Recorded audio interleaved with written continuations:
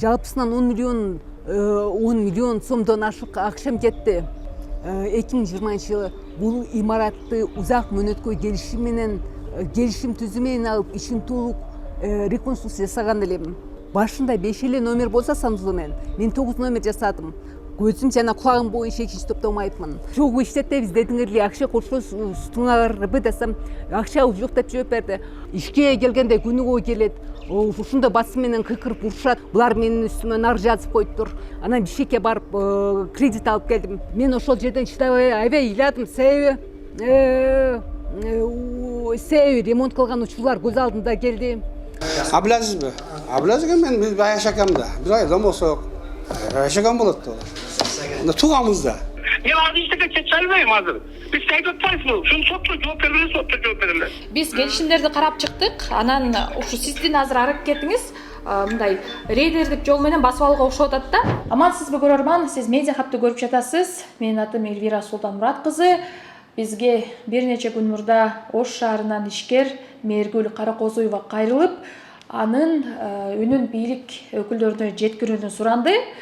Анын окуясына биз эмне үчүн күбө болдук? Анткени ал буга чейин Медиа хаб менен Т-медианын иликтөөсүнүн каарманы болгон Шүкүралы Мадаминовдун үй бүлөсүнөн жабыркаганын айтып, учурда анын бизнесин рейдерлик жол менен басып алуу аракеттери жүрүп жатканын, ушул тапта соттошуу жүрүп жатканына карабастан, анын ошол бизнеси жайгашкан имаратты Мадаминовдор сатып жибергенин айтып арызданды.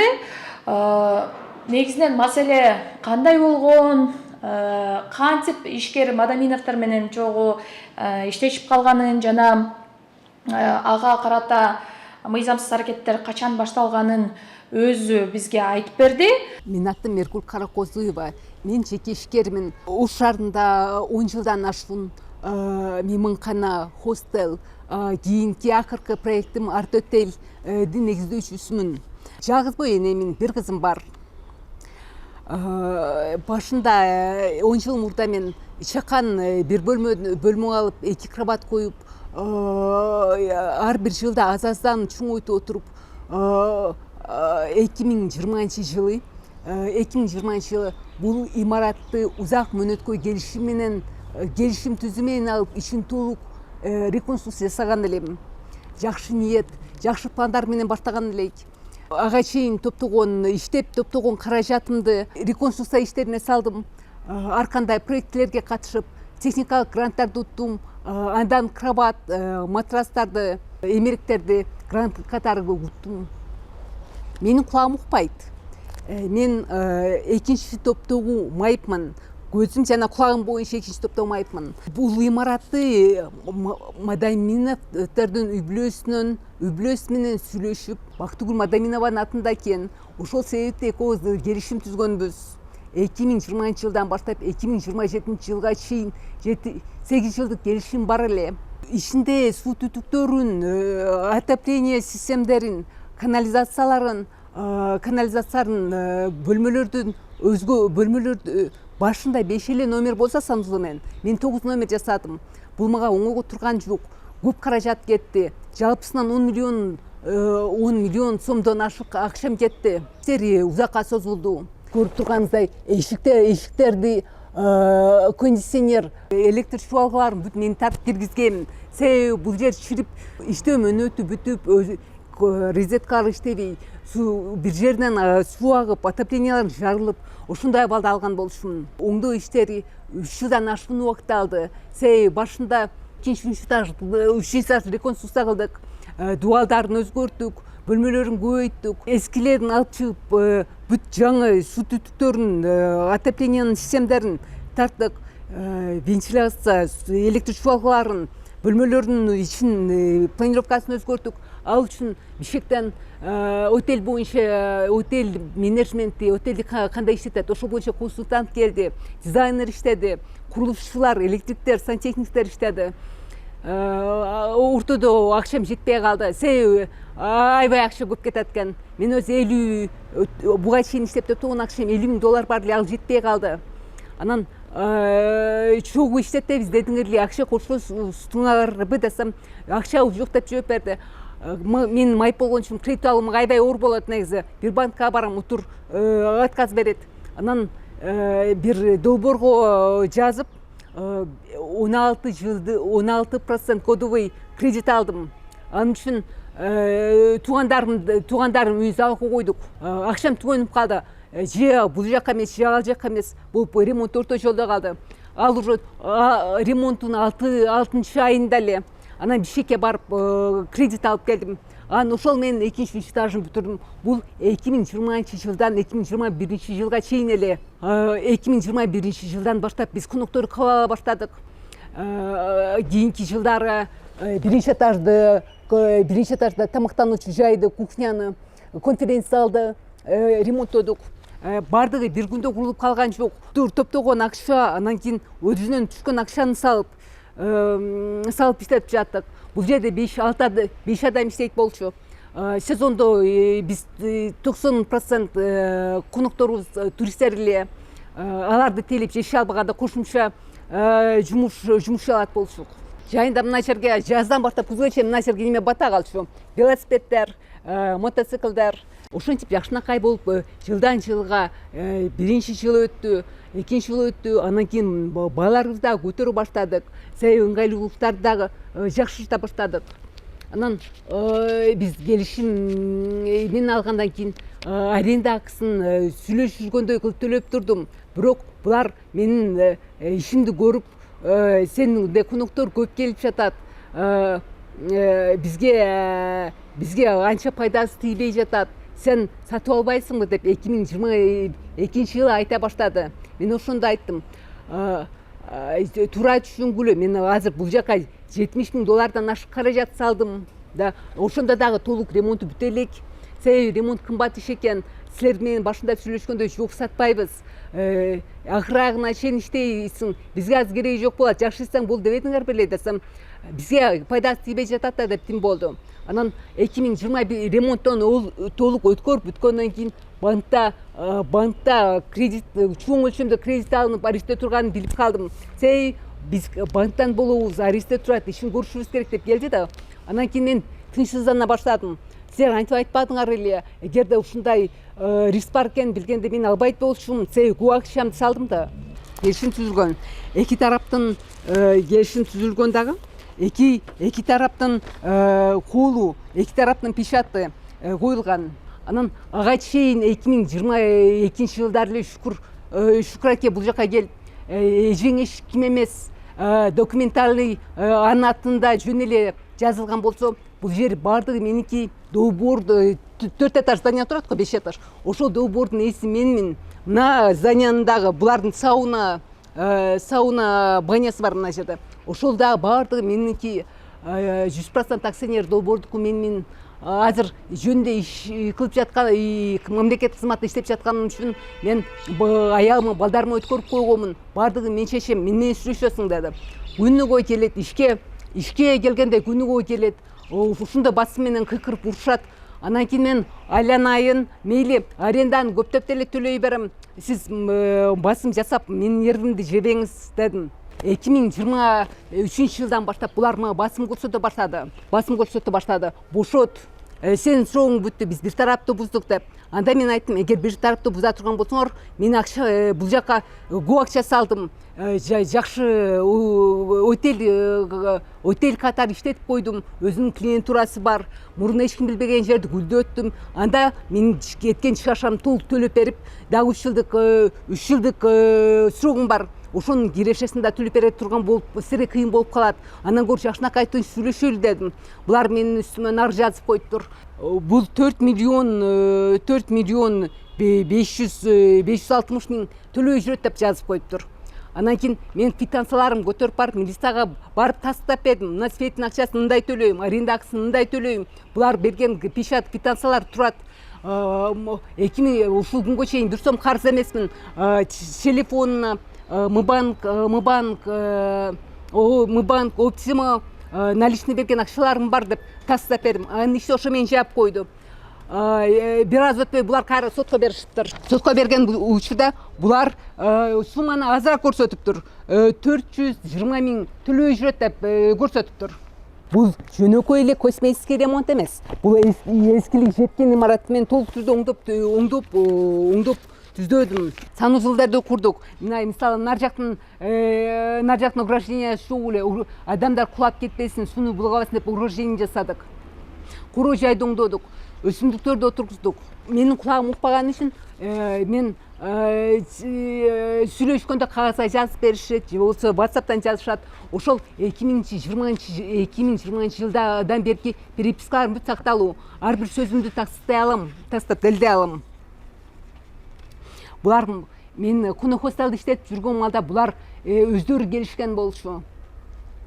Иштешейли деп. Мен ал учурда Бельгияда жүрөт элем, бир иш-чара менен барып, анан келгенден эмне кылып издедиңиздер деле десем, ошол сен ижарага ал, арендага беребиз деп өздөрү келишкен. Азыр мени каралап, сен тартып алгансың, бизди алдап койгонсуң, иштен алып бересиң, мошенницасың десе, оозум ачылып эле калды. Анан талаш тартышып отурган малда булар болсо имаратты саттык, сен бошотуп беришиң керек деп жаңы сатып алган адамдар менен тааныштырайлы дейт. Анан кийин андай мен ойлодум, эң жакшы жака чечилет.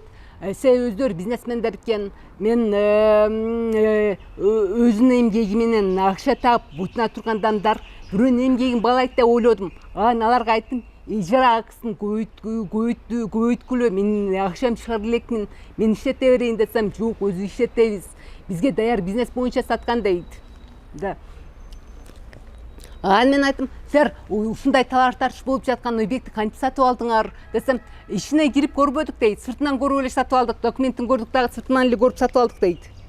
Мен алганда эч нерсеси жок болчу. Бүт эски мебелдерин, матрастарын, эскилерин бүт өздөрү алып кеткен. Ал мезгилде Шүкүр Алмадаминов капиталдык строительный Мириян алдында капиталдык курулуш башкармалыгынын начальниги эле ошол УКСынын машинасы келип, балдар келип алып кетишкен болчу. Кондиционер, телевизор, жалпы ишин мен кылдым эле. Ишиндеги мүлктөр жоголуп кетпеш үчүн определение чыгарып бериңиз, сеттерди, коммуникацияны кайра улатып бериңиз деп сотко жазсам, сот жартылай гана канааттандырды. Ишиндеги мүлктөр соттун чечими чыкканга чейин эч ким тийбесин, эски дагы жаңы дагы Мадаминовдор дагы кирбесин деген чечим чыгарып берди. Анан аны сот аткаруучуларга алып барып тапшырдым, алар алды.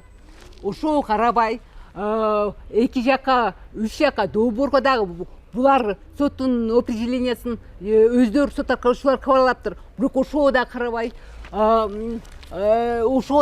Мадаминовдор эшикти бузуп кирип, азыр күрүчтөрдү алмаштырып, азыр мен өзүм түптөгөн отелге кире албай турам. Себеби ичиндеги мүлктөр бүт меники. Имарат, сыркы каркасы, имараттын жери бул Мадаминовдордуку негизи. Ишин мен карадан куруп чыкканмын да. Анан дагы бир сотко эмне деп бериптир деп барып, соттук кагаздар менен таанышайын деп барсам, булар болсо дагы фальсификат договорду өз алдынча жасап, жалган договор жасап, биз бир эле жылга берген болчук деген жалган договор жасаптыр. Ал жакта өздөрү кол коюп, 2022 жылдан эле 50 000 сомго арендага бергенбиз, бир эле жылга арендага бергенбиз деп өздөрү договор жасаптыр. Баштапкы договордо эки тараптын печаты колу турса, бул жерде бир эле тараптын печаты турат. Анан бул жерде бул менин колум эмес. Кагаздарды берип, бизнес оценкадан чыгарсам, ал жерде 8 миллион, жалпы 8 миллионго баа беришти. Булар айтат, биз сага 2 миллион берейли. Анан кийин мен айттым, мен бизнесим ушунча болуп турса, силер 2 миллион бересиңер деп, кантип бересиңер десем, 3 миллион беребиз, бирок бардыгын таштап кет деген талап коюшту. Анан мен ошол жерден чыдабай аябай ыйладым, себеби ремонт кылган учурлар көз алдымда келди. Кафелди таппай, жарым тапсам, жарым башка жактан алдырып келип, усталар кантип иштешкени, ортодо акча таппай кыйналып, кредит алганымды. Негизинен Ош шаарында Шүкүрали Мадаминовду тааныбаган адам болбосо керек. Анткени Медиахаб менен Т-медианын биргелешкен иликтөөсүнөн кийин ал кызматынан кол жууган. Башкача айтканда, ал ошол иликтөө чыккандан кийин эле кызматынан кетүү жөнүндө арыз жазган. Бул иликтөөнү балким сиз дагы көргөнсүз, а мен болсо азыр учкай кайрылып өтөйүн. Урматтуу мекендештер, мынау жолду, мынау ушул көчөнүн жолуну бир 2 ай мурун казышып, турбаларды алмаштырган. Бул жерди тек коюшуптур. Бул видео эсиңизде болсо керек. Оштун борбордук көчөлөрүнүн биринде тартылган, бир активист көтөргөн маселенин артында чоң коррупциялык схема жатканын Медиа Хаб менен Т-Медиа далилдеп берген болчу. Күмөндүү схеманын артында Ош мэриясынын капиталдык курулуш башкармалыгынын ошол кездеги башчысы Шүкүралы Мадаминов турган.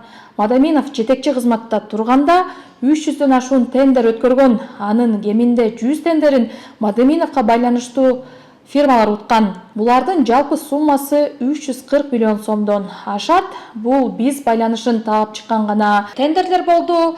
Канча тендерлер көз жазымда калганын аны бир гана Мадаминов өзү билсе керек. Шүкүрали Мадаминов Ош шаардык капиталдык курулуш башкармалыгына 2016 жылдын 15 июнунда дайындалган. А эртеси эле 16 июнда Мадаминовго таандык уулу башкарган жеке менчик Долбоор ачык акционердик коому курулуш башкармалыгынын 70 000 сомдук тендерин уткан. Ал эми 2 апта өтпөй Долбоор дагы 140 000 сомдук тендерди утат. Абылазизби? Абылазиз мен биз жашакам да. Бир айдан болсок жашаган болот да. Тугамызда. Ошондой эле атын атагысы келбеген маалымат булактарыбыз Мадаминов тендерлерден да доля алып турганын айтып беришкен. Иликтөө резонанс жаратып, Шүкүралиев кызматтан кеткенден кийин дагы ага байланыштуу ызы-чуу токтогон эмес. Мындан бир канча жыл мурун Ош шаардык мэриясында кызмат адамдарын ташып жүргөн жол тандабастын акыбалы ушул. Бүгүнкү күндө унааны иштетмек турсун жарым-жартылай тетиктерин табуу мүмкүн эмес. Бул адамда бет болуш керек да, бирок болсо дагычы. Ал кызматтан кеткенден кийин кызматтык жол тандабасты мамлекетке кайтарбаганы үчүн кылмыш иши козголгон.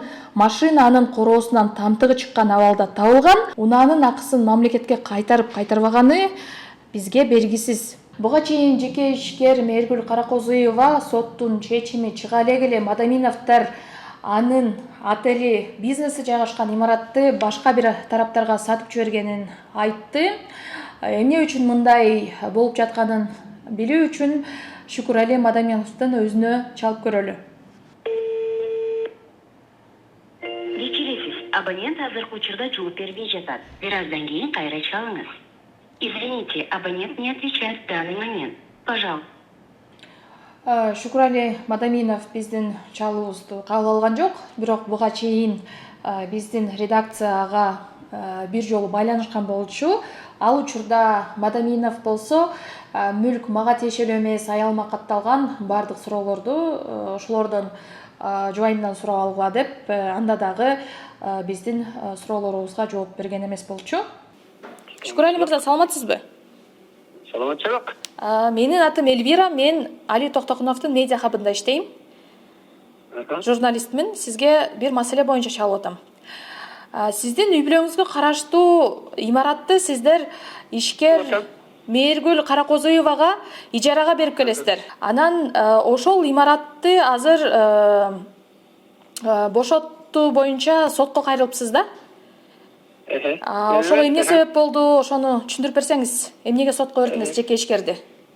Жеке ишкерге башка ойбой бергенбиз. Анан жеке ишкерди өткөндө суроого. Договор түзүп коюшкан биринчиден. Экинчиден ал имарат мага залогдо турат да.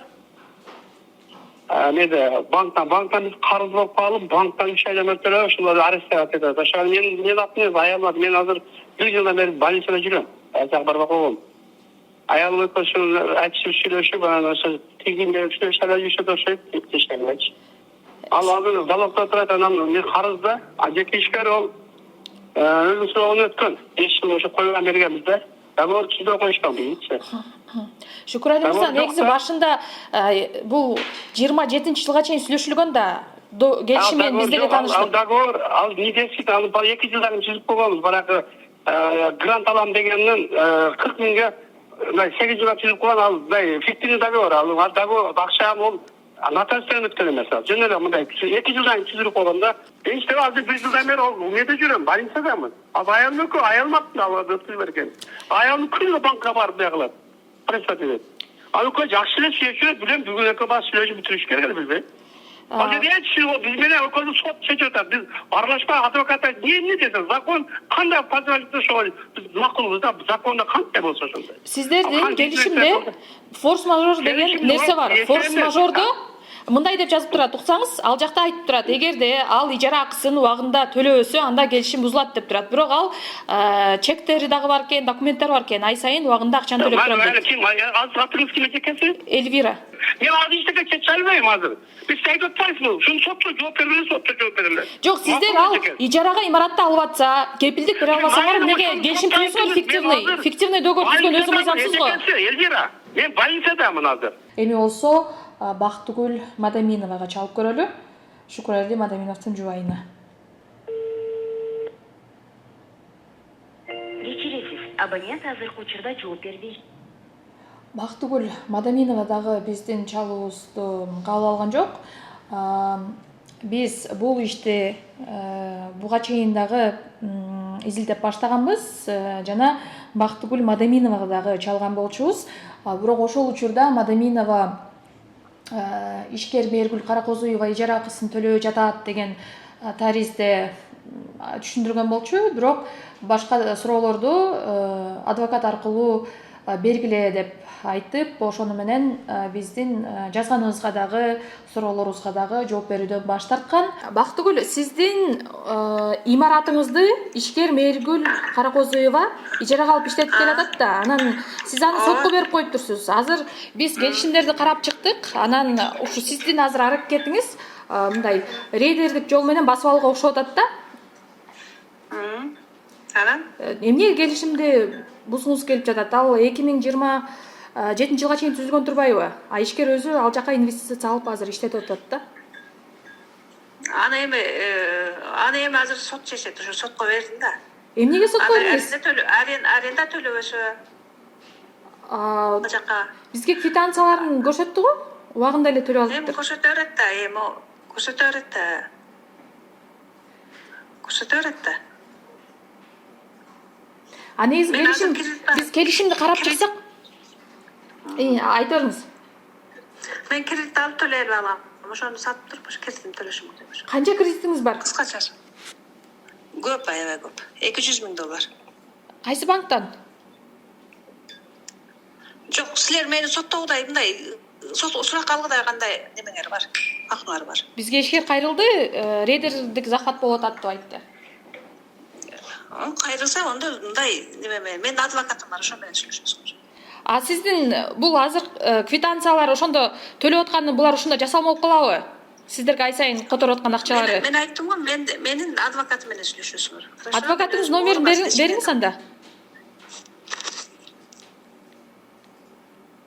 Ушул тапта Мадаминовдор өздөрүн жабыркаган тарап катары көрсөтүп жатат. Бирок эмне үчүн алар журналисттерге ачык болбой, суроолоруна жооп бербей качып жатканы бул дагы өзүнчө чоң суроо. Анткени бүгүн Ош шаарында башка дагы журналист кесиптештерибиз Бактыгүл Мадаминова менен байланышууга аракет жасаган, бирок ал бүгүн интервью берем деп айтып коюп, бирок өзү интервьюга келбей адвокатын жөнөткөн экен. Адвокаты болсо учка эле кайрылып, мына төмөнкүлөрдү айтып бериптир. Сотко арыз менен кайрылды. Так, 2023 жылы жайында кайрылган да. Ошол 3 талап койду. Биринчи ошо турак жайдан чыгаруу. Экинчи талап ошол карыздар бар, ижаранын карыздары бар. Анан үчүнчү болсо ушул баягы Каракозу Мээргүл тайынган ошол келишим ошону жараксыз деп табуу боюнча. Мындайда бул просто мындайда Каракозу Мээргүл вообще уже канча 1 жыл ашык жылдан бери койбой атат да булардычы. Канча жыл укук органдары жазды, мына сотко, милицияга, прокуратурага жазып атат. Мында деп эч ким багып мындайда жазып бул акыры булар мындайда айттым го, баягы Бактыгүл эмеси бар, кредити бар банктачы. Каракозу Мээргүл төлөбөй ижарасын. Айлы жок, маж болуп баягы банктын пене болуп баштады, 1-2 ай 3 ай задолженность болуп калган, кийин анан кой бул эртең анан кийин банк залогдо турса, анан эртең банк буну алып койбосун деп анан айыл жок сатат. Но сатканга Мадамин Бактыгүлдүн укугу бар. Анткени кадастрда баягы келишим катталган жок да. Если катталганда, то, конечно, сатылбайт эле. Ишкер Мээргүл Каракозуеваны Бактыгүл Мадаминова сотко берип, ал ижара акысын төлөбөй жатат деген шылтоону келтирген экен. Бирок соттошуу азыркы учурда аягына чыга элек. Ошондуктан Мээргүл Каракозуеванын өтүнүчү менен сот ишкердин мүлкүнө эч кимдин тийгенге акысы жок деген аныктама чыгарып берген. Бирок ошол аныктамага карабастан ишкердин ошол отелдеги эмеректери азыркы учурда сыртка чыгарылып, чаң басып жатат. Эмне үчүн сот аткаруучулар өзүнүн ишин аткарган жок деген суроо менен биз Ош облустук сотунун басма сөз кызматына байланышабыз. Айпери, саламатсызбы? Мен сизге кечээ күнү суроо менен кайрылган болчумун. Эсиңизде болсо, жана сот аткаруучулар мүлк боюнча жана мыйзамсыз аракеттер жүрүп жатканын айтат да. Ошол боюнча чара колдонушту, эмне кылышты? Бизге облус сотто ал боюнча отказ болуптур. Бизге облус сотто апелляция жазган экен. Жана Каракозуева долбоор боюнча чагыласыңбы? Ооба. Отказ болуптур ал боюнча бизде облус сотточу. Ошол эменики шарык соттун чыгарган токтому ошол камак боюнча күчүндө калыптыр.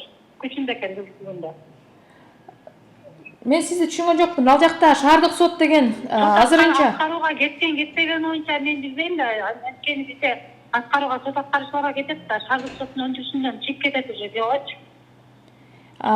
Ооба, түшүнүктүү. Бирок сиз кечээ тактап берем дедиңиз го, ошол соттун аныктамасы даттанылдыбы же жокпу?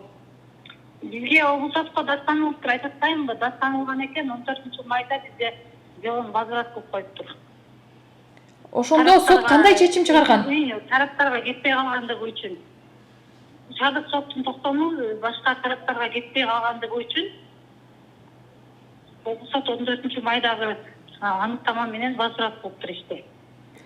Демек, Ош шаардык соту бул ишти кайра караш керекпи же кандай? Жок, Ош шаардык сотунун ошол чыккан токтому күчүндө, баягы камак боюнча чыккан токтомучу. Күчүндө, Демек, сот аткаруучулар ошол мүлккө эч ким тийишпесин деп. Сот аткаруучулардан тактап койсоңор, ошолго кетиши мүмкүн да эч. Ооба, демек, сот аткаруучулар ошол мүлккө эч ким тийбешин камсыз кылып бериш керек, Ооба. Түшүнүктүү, рахмат. Биз учурда соттон маалымат алдык, бирок булар айтып атат, бул ишти азыр сот аткаруучулар өздөрү көзөмөлгө алыш керек деп, азыр сот аткаруучуга дагы чалып көрөбүз. Алло, саламатсызбы? Саламатсыз. Бул Чынара Каримбердиевна, Ооба. Мен сизге кечээ дагы байланышкам, бүгүн да чалып атам. Ош шаардык сотунун Мээргүл Каракозуеванын мүлкүнө байланыштуу чечими учурда күчүндө экен. Биз шаардык соттон да тактадык. Анан азыркы учурда анын мүлкүн сыртка алып чыгып коюшкан да, ошол боюнча силер кандай аракет көрүп жатасыңар? Кыздар мындай да, силер азыр баягы биз иштен чыгып кетебиз да, сот аткаруучуларчы иштерибиз сыртта дагы болот. Ошол убакта чалып атасыздар. Сиздерчи производство колумда жокто, мен сизге бир нерсе деп айта албайм. Производствого карап туруп айтып берем да. Чынара, мен сизге кечээ күнү да чалган болчумун. Анда да сиз айттыңыз, мен азыр жыйынга кирип атам деп. Жок, ал убакта дагы мен айттым, процесске кирип кетип атам деп. Эми сиз ошол маселени тактап кайра байланышсаңыз болот беле? Биз эми сизге ал суроо ачык бойдон калды да. Мына өзүңүздөр көрдүңүздөр, сот аткаруучу Чынара Асанова биздин суроолорубузга толук жооп бербестен эле трубканы коюп койду. Бирок азыр эске сала кетейин. Мээргүл Каракозуеванын мүлкү учурда сыртта эшикке алып чыгып коюшкан. Ал жакта түрдүү эмеректер бар, ошол отель бизнесине керектүү. Ал эми Ош шаардык сотунун чыгарган өкүмү учурда аткарылбай жатат. Эмне үчүн аткарылбай жатканын мына сот аткаруучу бизге эч кандай түшүндүргөн жок. Улут коопсуздук комитетинин башчысы Камчыбек Кадыршаевич, акыркы үмүтүм сиздерде калды. Мадаминовдор менин маңдай тер төгүп, адал адал эмгек менен түптөгөн бизнесимди даярын рейдерлик жол менен тартып алып жатышат. Менде бардык далилдерим бар. Ар бир сөзүмдү тастыктоочу документтерим колумда турат. Даяр бизнес болгондон кийин булар кара ниет менен тартып алып жатышат. Негизинен ишкер Мээргүл Каракозуеваны Ош шаарында көпчүлүк эл тааныйт. Анткени ал майыптыгына карабастан бизнес түптөп, эски имаратты кычыраган отельге айлантып, туристтердин дагы сүймөнчүлүгүнө ээ болгон. Эми болсо мына ошол даяр кирешелүү бизнесин тартып алуу аракети жүрүп жатканын буга чейин айтып өттү. Бирок эң кызыгы сот чечими али чыга элек жатып, бул бизнес башка адамдарга сатылып кеткен. Ал эми сот аткаруучулар дагы буга чейин уктук, соттун чечимин дагы аткарбай жатыптыр. Негизинен буга чейин Мээргүл Каракозуева өзү дагы айтып кеткен, ал Ош шаарында мындайча айтканда сот тарабынан дагы акыйкат чечим чыгарына дагы көзү жетпейт экен. Анткени Шукурали Мадаминов Ош шаарында майлуу сүттүү аябай таасирдүү кызматта көп жылдар бою иштегендиктен анын ар бир ушул мамлекеттик кызматта тааныш билиштери бар экенин дагы Мээргүл Каракозуева айтууда. Анткени ал кайсы гана мамлекеттик органга кайрылбайын ушундай кош көңүл мамиле болуп жатканын дагы айтып өттү. Негизинен биз дагы бул иш боюнча көбүрөөк маалымат алыш үчүн бир катар мамлекеттик мекемелерге байланыштык. Аны өзүңүз дагы көрдүңүз, күбө болдуңуз. Бирок алар мындай жетиштүү маалымат дагы бербей жатышат. Кааласа ошо телефонду коюп дагы жатышат. Биз бул окуяга дали болсо көз салып маалымат берип турабыз. Анткени мыйзамдуу өлкөдө башка бирөөнүн бизнесин тартып алууга мыйзамдагы, конституциядагы жол бербейт. Сиз медиа хабты көрдүңүз. Бул окуя боюнча албетте өзүңүздүн пикириңизди жазып, бөлүшө да кетиңиз. Аман туруңуз.